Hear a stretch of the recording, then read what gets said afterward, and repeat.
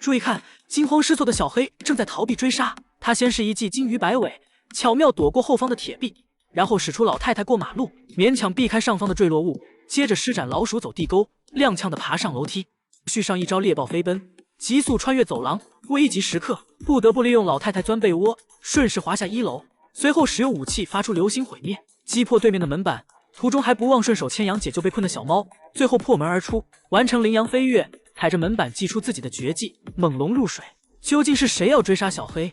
他又能否查出真凶？原来，为了调查老白去世的真相，无计可施的小黑来到老白的别墅查找线索。别墅外停靠着一辆摧毁机器人，他被老罗设定为第2天早上8点自动拆除老白的别墅。可还没等小黑查出关键线索，拆除设定的时间早已被更改，摧毁机器人突然提前开始工作。这才发生刚才那一幕。逃出升天的小黑马上找到小美，并向她控诉着自己的遭遇。交谈中，小黑得知老白很早就开始研究关于机器人自然进化的可能，并取得一定成果。很可能老白已经发现机器人出现了问题。老罗为了公司利益不得不囚禁老白。查到这一切的小黑自然成了老罗要消灭的对象。他请求小美帮助自己，而一旁的小美却不愿相信小黑。他们大吵一番，不欢而散。小黑的调查再次中断。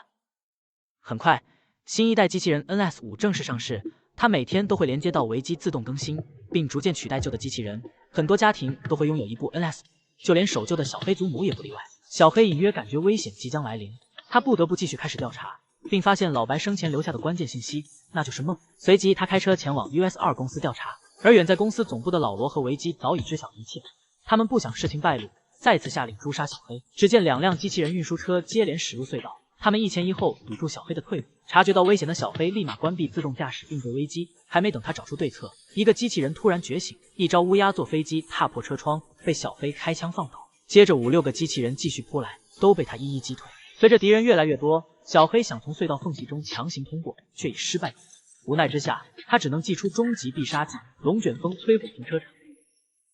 虽然干掉了不少敌人，车辆却失去了控制，连车带人翻入匝道。惊魂未定的小黑刚刚爬出车窗休息，一个侥幸存活的机器人突然杀了过来，一招夺命翻滚将小黑甩了8000米远。危急时刻，小黑不得不亮出自己的麒麟臂挡住攻击，吓坏了一脸蒙圈的机器人，接着又使出扫堂臂和天雷拳成功占据上风。正巧这时警察赶到，害怕事情暴露的机器人也消失在茫茫火焰中。闻讯而来的老黑不清楚事情的真相，反而指责小黑随意手动驾驶酿成了车祸。此时的隧道里早已被清扫干净，没有了证据的小黑只能是哑巴吃黄连，丢下证件愤怒的离开。回到家中的小黑刚刚修复好自己的麒麟臂，小美就迫不及待地找上了门。